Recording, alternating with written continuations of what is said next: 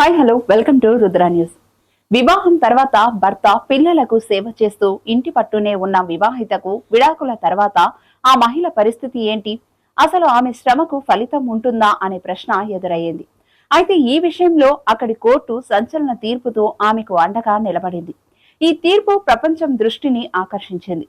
ఇన్నేళ్లు ఇంటి దగ్గరే ఉండి ఇంటి పనులు చేసినందుకు విడాకులు తీసుకుంటున్న భర్త ఆమెకు 30 లక్షల రూపాయలు భరణంగా చెల్లించాలని ఆదేశించింది.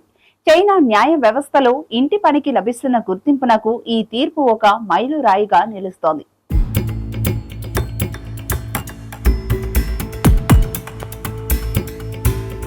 వివరాల్లోకి వెళితే చైనాకు చెందిన హూ వాంగ్ అనే దంపతులు 2011లో ప్రేమించి పెళ్లి చేసుకున్నారు. వారికి ఒక పాప కూడా పుట్టింది. అయితే గత కొంతకాలం తర్వాత వారి మధ్య మనస్పర్ధాలు రావడం మొదలయ్యాయి. ముఖ్యంగా కూతురు చదువు విషయంలో ఇద్దరికి అభిప్రాయ భేదాలు వచ్చాయి.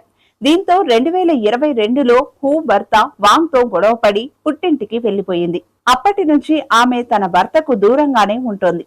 2 ఏళ్ల తర్వాత హూ విడాకుల కోసం కోర్టును ఆశ్రయించింది. కూతురు సంరక్షణ తనకే అప్పగించాలని, ఉమ్మడి ఆస్తిలో తనకు సగం వాటా ఇవ్వాలని కోరింది. అంతేకాదు పెళ్లైనప్పటి నుంచి తాను చేసిన ఇంటి పన్నులకు 6 లక్షల రూపాయల పరిహారం కూడా ఇవ్వాలని కోర్టును అభ్యర్థించింది. విచారణ సందర్భంగా హూ మాట్లాడుతూ తన భర్త నిర్లక్ష్యంగా వ్యవహరించాడని, పిల్లల్ని కుటుంబాన్ని పట్టించుకోలేదని వాపోయింది. పిల్లల్ని చూసుకోవడానికి, ఇంటి పనులు చేయటానికి ఉద్యోగం కూడా మానేశానని కోర్టుకు తెలిపింది. ఆమె అడిగింది 6 లక్షల రూపాయలే అయినా కోర్టు మాత్రం ఊహించని తీర్పు ఇచ్చింది. ఏకంగా 30 లక్షల రూపాయలు భరణం చెల్లించాలని వాంగ్ ను ఆదేశించింది. ఇంటి పని కంటికి కనిపించకపోయినా దాని విలువ చాలా ఎక్కువ అని కోర్టు స్పష్టం చేసింది. భార్య భర్తలు ఇద్దరు సమానంగా ఇంటి పనులు పంచుకోవాలని, వాంగ్ తన బాధ్యతను సరిగ్గా నిర్వర్తించలేకపోవటంతోనే ఈ పరిహారం చెల్లించాల్సి వచ్చిందని కోర్టు తీర్పు వెలువడించింది.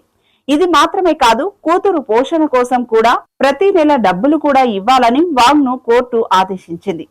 సహాయ న్యాయమూర్తి ఫూ సయా మాట్లాడుతూ చైనా సివిల్ కోర్టు ప్రకారం పెళ్లయ్యాక ఒకరు పిల్లల్ని, వృద్ధుల్ని చూసుకోవడం లేదా ఇంటి పనుల్ని ఒంటరిగా చేయడం చేస్తే వారికి పరిహారం చెల్లించే అవకాశం ఉందని తెలిపారు. ఈ తీర్పు గృహశ్రమ ప్రాముఖ్యతను తెలియజేస్తుందని, కుటుంబ సభ్యులు ఇంటి పనులను సమానంగా పంచుకోవాలని ప్రోత్సహిస్తుందని ఆమె అన్నారు.